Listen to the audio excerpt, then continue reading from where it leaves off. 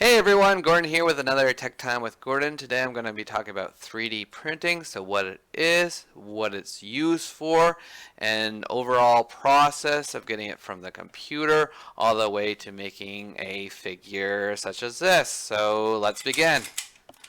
To give you an overview of what 3D printing is, basically it's a process of making a physical object from a three-dimensional digital model.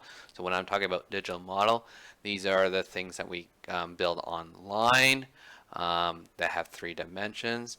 And then what it's going to do is typically by laying down many thin layers of material, it'll bring these digital objects into the physical form. If you look at the picture above, that kind of gives you a bit of idea. So we're taking a 3D model that's on our computer, and we're using this printer that's going to make layer by layer, and it's going to make a physical object. So something as simple as a little model here, but I'm going to get you some more details in what we can actually do beyond just making a simple little toy. For the average user, such as me or you, generally we are making stuff like little toys like this guy here, or models. We can also build cases, so storage units. We can look at making tools or parts such as gears. We can even look at making jewelry. Generally it is going to be smaller scale. For those for industries, they're thinking a lot larger for 3D printing. They've been using it to make clothing. They have these massive 3D printers that will actually build houses.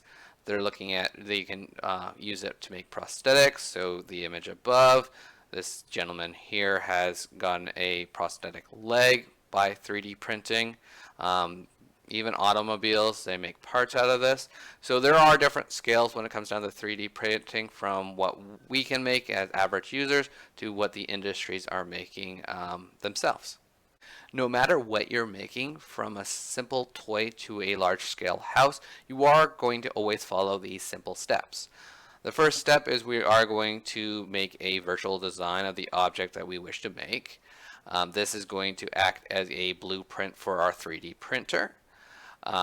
For most of these virtual design software, they're considered as computer-aided design or CAD software. These are used to make precise drawings and technical illustrations, so you can get a lot of detail out of them. The next step is we're going to take our virtual model that we've made and we're going to prepare it for printing. This is done by breaking down the model into layers. This process is called slicing.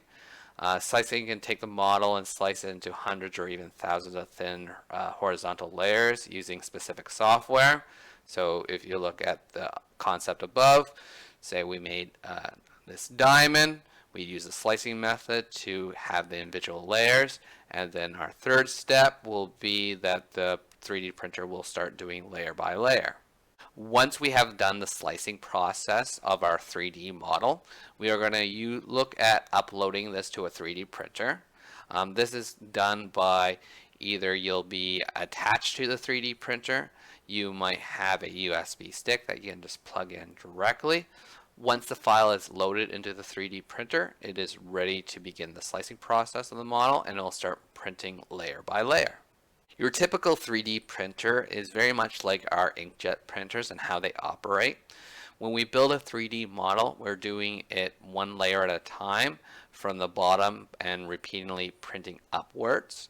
If you look at the picture above, it does give you an idea. So basically we are taking this material spool and it's going through a head similar to our printer, and it's going to keep on adding and moving upwards from the platform going up to eventually make our 3D model. If you're interested in trying 3D printing, but you're a little bit hesitant in regards to going out there and buying a 3D printer yourself, no worries. There is a place in Collingwood that actually offers a printing service for 3D models or 3D printing. It is the Creator Cafe. It is located on the main street.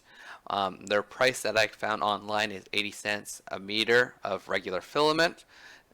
Definitely what you could always do is you can always have them check your model and give you an estimation for the price.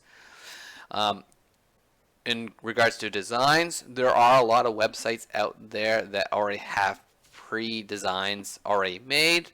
So if you're, say, looking for this little figure or this little guy, or above, you're interested in just a simple car or just a simple different part, there are websites that you can go to that do offer free designs that you can download yourself. So, you know, Thingiverse and My Mini Factory. Those are just some that they do have the blueprints already created for you, so you don't have to go out and make it yourself. However, if you are interested in designing and trying your hand at it, free software such as Tinkercad or Mesh Mixer are ones that you should check out. And there are videos online that'll kind of give you a step-by-step tutorial.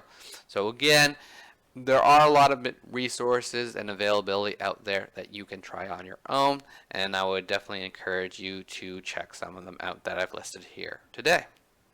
That concludes my presentation on 3D printing. I hope you enjoyed and learned quite a bit. When it comes down to 3D printing, a lot of us think very small, such as a little figure here, and are not aware of how large 3D printing has come when it, you know, they're starting to make clothing out of it, and they're even making houses. Again, all of them follow similar processes. So, you know, the first thing we're going to do is we're going to build our design. Then we're going to make sure that it's compatible for our 3D printer. And then once it's there, we're going to upload or move it to the 3D printer. And then it's slowly going to start the process. And again, if you don't have a 3D printer yourself but are interested in trying your hand at it, definitely recommend Creator Cafe. Go over, see what they can do for you, and check out those websites that I've offered where you can find free blueprints already of 3D printed models, or try your hand at making your own. If you enjoyed this video, give it a thumbs up. If you haven't seen my last week's video, please check it out by clicking the link above.